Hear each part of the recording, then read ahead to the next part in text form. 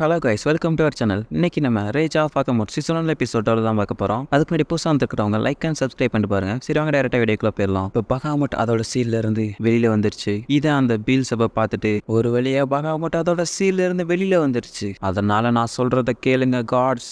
நீண்ட நாட்களா நடந்து வர டீமன்ஸுக்கும் காட்ஸுக்கும் நடக்கிற அந்த போர் இன்னையோட முடிவுக்கு வரப்போகுது. இனிமே கடவுளான நீங்கெல்லாம் எங்களுக்கு அடிமையா இருக்க போறீங்க. அப்புறம் டீமன்ஸ், நீங்களும் நான் சொல்ற வார்த்தையை நல்லா கேளுங்க. என் பேரை நல்லா ஞாபகம் வச்சுக்கோங்க. நான் தான் லார்ட் பீல்செபப் அப்படின்னு நான் சொல்லிட்டு இப்போ உன்னோட ஆல்மைட்டி பவரை வெளிப்படுத்து பகாமோட் அப்படின்னு சொல்லிட்டு பகாமோட்டுக்கே கட்டளையிட, பகாமோட் நீ சொல்றதெல்லாம் நான் கேட்கணுமாடா அப்படின்னு சொல்லிட்டு ஆர்டர் கொடுத்தவனே போட்டு தெளிச்சு, எப்படி இது நடந்துச்சு அப்படின்னு உடம்பு துண்டா போன நிலையில பீல்செபப் கீழே விழுந்துகிட்டு இருக்கு. அந்த ஃபிளையிங் கேசல் தாக்கப்பட்டனால இப்போ அது கீழே விழுந்துகிட்டு இருக்கு. இதான் அந்த நைட் லாவலை பார்த்துட்டு உண்மையிலே அற்புதமா இருக்கு அப்படின்னு நான் சொல்லிக்கிட்டு இருக்கும்போது கைசர் அந்த இடத்துக்கு வந்து, நைட் லாவலி நீங்க என்ன பண்ணிக்கிட்டு இருக்கீங்க அப்படின்னு அவன் கேட்க, ரீட்டா உடனே இதுக்கெல்லாம் காரணம் அவன் தான் அப்படின்னு சொல்றா. அந்த போலியான மேப் கிரியேட் பண்ணி நம்மகிட்ட கொடுத்தது, ஹோலி நைட் ஆக போறவளை டீமனா மாத்தினது, இது எல்லாமே அவனோட பிளான் தான். அது போக ஹியூமன்ஸ் அப்புறம் காட்ஸ் அப்புறம் டீமன்ஸ் இந்த மாதிரி எல்லாத்தையும் அவன் மேனிபுலேட் பண்ணி கடைசியா அந்த பகாமுட்டை அவன் ரிவே பண்ண வச்சுட்டான் அப்படின்னு ரீட்டா சொல்லி முடிக்க, பரவாயில்லையே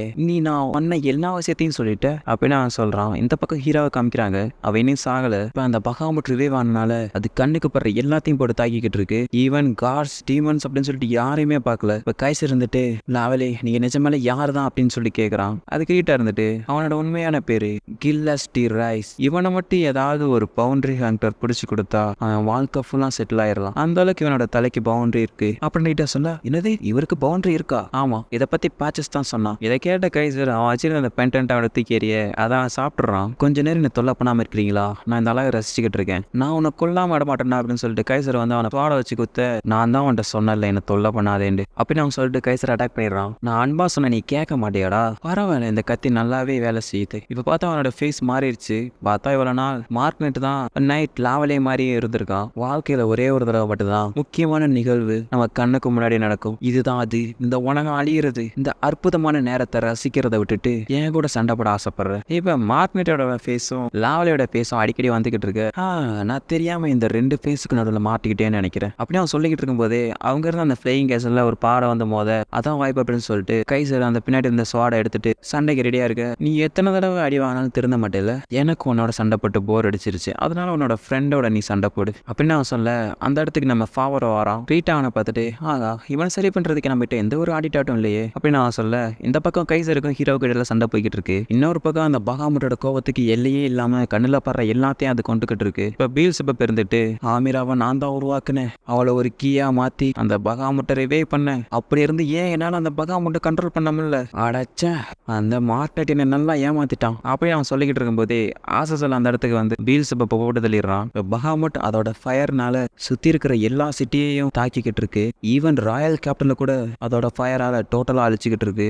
ராயல் கேப்டன்ல அந்த கிங் அவ அம்மா போட்டோ முன்னாடி நின்னுட்டு, அம்மா என்னை காப்பாத்துங்க அப்படின்னு அவன் சொல்லிக்கிட்டு இருக்கும்போது அவ அம்மாவோட போட்டோ மேல விழுந்து அவன் சேர்த்துடுறான். இந்த பக்கம் கைசருக்கும் ஹீரோவுக்கும் சண்டை நடந்துகிட்டு இருக்க. ஹீரோ ஏதோ பேசுறான், அதை கைசல் கேட்டுட்டு, ரீட்டா நான் இன்னைக்கே இந்த ஃபாவரோக்கு எல்லாத்தையும் செட்டில் பண்ணலான் இருக்கேன் அப்படின்னு அவன் சொல்லிட்டு ஹீரோவோட சண்டை போட்டுக்கிட்டு இருக்கு. ரீட்டா மேல இருந்துட்டு, டே அதுக்கு இது நேரம் கிடையாதுடா அப்படின்னு ரீட்டா சொல்ல, இதான் அந்த மார்க்னெட்டும் ரசிச்சு பார்த்துக்கிட்டு இருக்கான். இப்ப திரும்பி பகாமோட் அவங்க இருந்த அந்த ஃபிளையிங் கேசல் அட்டாக் பண்ண, இப்ப அந்த ஃபிளையிங் கேசல் பக்கத்துல இருந்த ஒரு இடத்த மோத, இதனால அந்த ஃபிளையிங் கேசலும் இப்ப கீழே போய்கிட்டு இருக்கு. இருந்தாலும் ஹீரோவுக்கும் கைசருக்கும் நடக்கிற சண்டை நிக்காம தொடர்ந்துகிட்டே இருக்கு. ஒரு இடத்துல கைசர் ஹீரோவோட ஸ்வாடை தட்டி விட்டோன்னு மார்க்னெட் அவனோட ஸ்வாடை ஹீரோவுக்கு தூக்கி போட்டுட்டு சண்டை போட சொல்றான். இதுதான் வாய்ப்பு அப்படின்னு சொல்லிட்டு ஹீரோவும் கைசரோட ஸ்வாடை பிரேக் பண்ணிட்டு அவனோட கையை வெட்டிடுறான். இப்ப அந்த வெட்டப்பட்ட கையை எடுத்துட்டு போய் அந்த மார்க்னெட் முன்னாடி நீட்ட, இப்ப அந்த மார்க்னெட் இருந்துட்டு, நிஜமால இது எனக்கு நல்ல என்டர்டைன்மெண்டா இருந்துச்சுன்னு அவன் சொல்ல, இப்ப ஹீரோ இருந்துட்டு, நான் உனக்கு 2-3 அட்வைஸ் பண்ணலான் இருக்கேன் அப்படின்னு அவன் சொல்றான். உன் தலைக்கு முதல்ல பவுண்டரி இருந்துச்சுன்னா நீ முதல்ல ஜாக்கிரதையா இருக்கணும், அப்படி இல்லாட்டி இந்த மாதிரிதான் நடக்கும் அப்படின்னு அவன் சொன்னோன்னே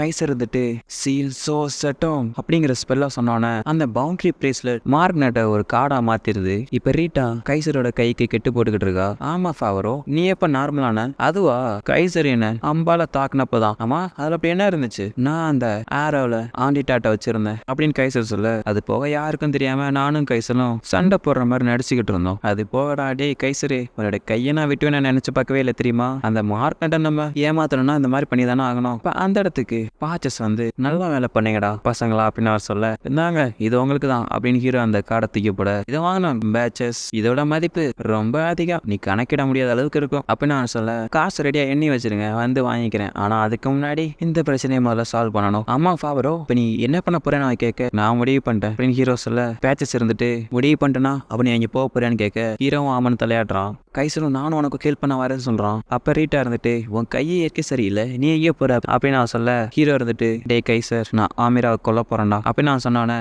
இப்ப நமக்கு ஜோக் பண்ண நேரம் இல்ல ஃபாவரோ, சும்மா கூட அந்த மாதிரி சொல்லாத, என்னால அதை ஏத்துக்க முடியாது அப்படின்னு கைசர் சொல்ல, ஹீரோ இருந்துட்டு நம்மளால அமீராவையும் பகமட்டையும் பிரிக்க முடியாதுடா, அதனால அந்த பகாமுட்டை தடுக்கணும்னா நம்ம அமீராவை கொண்டாதான் முடியும். அதுக்கு கைசர் வேற ஏதாச்சும் வழி இருக்கோ யோசிச்சு பாரு. அதுக்கு ஹீரோ எந்த வழியும் கிடையாது, அந்த டிராகன் தான் என்கிட்ட அதை சொல்லிச்சு அப்படின்னு ஹீரோ சொன்னானே. பேச்சஸும் இருந்துட்டு நமக்கு வேற வழி இல்லடா அப்படின்னு சொல்றான். கைசரும் ஹீரோ விட்டுட்டு ஆனா ஆமிராவுக்கு சத்தியம் பண்ணனே அவளை எப்படியாச்சும் காப்பாத்துவேன் அப்படின்ட்டு, அதனால நான் அவளை கொல்ல விட மாட்டேன், அவளை எப்படியாச்சும் நான் காப்பாத்துவேன் அப்படின்னு கைசர் சொல்றான். இப்ப ஹீரோ இருந்துட்டு டே கைசர் இனிமேலும் அவளை நான் கஷ்டப்படுத்த விரும்பல, அவ அந்த பகாமோட்டுக்குள்ள ரொம்ப கஷ்டப்பட்டுக்கிட்டு இருப்பா, நம்ம தான் அவளை காப்பாற்றணும் அப்படின்னு ஹீரோ சொல்லிட்டு, பேச்சஸ் நீங்க என்ன அங்கே கொண்டு போய் விட முடியுமான்னு கேட்குறான். அதுக்கு பேச்சஸும் கண்டிப்பா அப்படின்னு சொல்லிட்டு அவனோட வார்த்தைட்ட சொல்லி ஹீரோ வாங்கி போய் இறக்கிட்டு வர சொல்லுது. இப்போ ஹீரோ வாங்கி போகும்போது கைசர் இருந்துகிட்டு நானும் வரேன்டா அப்படின்னு சொல்லிட்டு போறான். இப்போ அவங்களால அந்த பகாமோட் பக்கத்துல கூட போக முடியல, அந்த அளவுக்கு அந்த பகாமோட் அவங்கள பக்கத்துல நெருங்காம அட்டாக் பண்ணிக்கிட்டு இருக்கு. அந்த நேரம் பார்த்து காட்ஸ் அண்ட் டீமன்ஸ் ஒன்னா சேர்ந்து பகாமோட்டை சுத்தி அந்த பேரியரை திரும்பி கிரியேட் பண்றாங்க.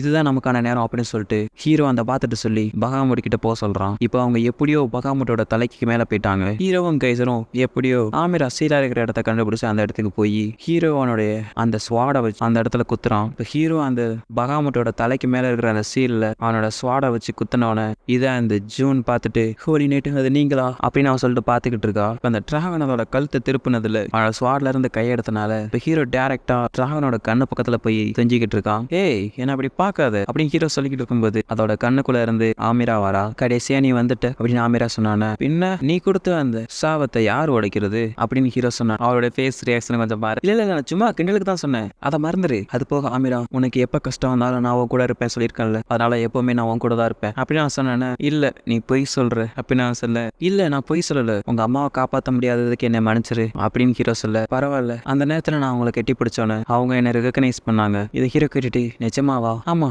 நீ சொன்ன மாதிரி தான் அப்படின்னு நான் சொல்ல. அப்புறம் ஆமிரா இந்த தடவை உன்னை அந்த ஹெல் கேமை காட்டிலும் அற்புதமான ஒரு இடத்துக்கு உன்னை நான் கூட்டு போறேன், அது போக நம்ம நல்லா என்ஜாய் பண்ணலாம் அப்படின்னு ஹீரோ சொன்னானு. இல்ல நீ இப்போ போய் தான் சொல்ற அப்படின்னு அமீரா சொல்ல. இல்ல நான் போய் சொல்லல, வேணா என் கண்ணை பாரு, அந்த கண்ணுல போய் இருக்கிற மாதிரியே தெரியுது. இப்ப 2 பேரும் கிஸ் பண்ணிடுறாங்க. இப்ப அவ தேங்க்யூ ஃபாவரா அப்படின்னு சொல்லிட்டு திரும்பி அந்த பாகமுட்குள்ளேயே போயிடுறான். இப்ப அந்த பாகமுட் திரும்பி சீலாக அந்த வார்த்தை இருந்துட்டு நம்ம இருந்து போகணும் அப்படின்னு நான் சொல்லுது. ஃபாவரோ இன்னும் வரல அப்படின்னு சொல்லிட்டு கைசர் சொல்ல, வழி தெரியாம அந்த வாத்து கைசரை மட்டும் கூட்டு போயிருது. அப்புறம் அந்த பாகமுட் கடைசியா ஃபுல்லா சீல் ஆயிருச்சு. இப்ப அந்த சம்பவம் நடந்து 6 மாசத்துக்கு அப்புறம் திரும்பி ராயல் கேபிட்டல புதுசா உருவாக்க கைசரோட வெட்டப்பட்ட கைக்கு பதிலா ஒரு மெக்கானிக் ஆர்மி யூஸ் பண்ணிட்டு இருக்கான். இந்த பக்கம் அந்த பழைய கிங் இறந்தனால புது கிங்கோட பதவி இருக்கும் விழாவிற்கு நைட்ஸ் எல்லாத்தையும் தயார்படுத்திக்கிட்டு இருக்காங்க. அப்ப ஜூன் இருந்துட்டு கேப்டன் கைசர் எங்க அப்படின்னு சொல்லிட்டு அவ கேட்க, அவரை பத்தி எந்த ஒரு விஷயம் எங்களுக்கு தெரியல அப்படின்னு பக்கத்துல இருக்கிறான் சொல்றான். இப்போ ஒரு பார்ல அந்த பார் ஓனர் அவருக்கு முன்னாடி உட்கார்ந்து இருக்கிற கஸ்டமர் கிட்ட அந்த பகாமுட்டையே ஒருத்தர் தோக்கடிச்சு வேற உலகத்துக்கு அனுப்பிட்டாராமே, அதனால அந்த பகாமுட்டி இறந்துருச்சுன்னு சொல்லி கேள்விப்பட்டேன், அதெல்லாம் உண்மையா அப்படின்னு அவர் கேட்க,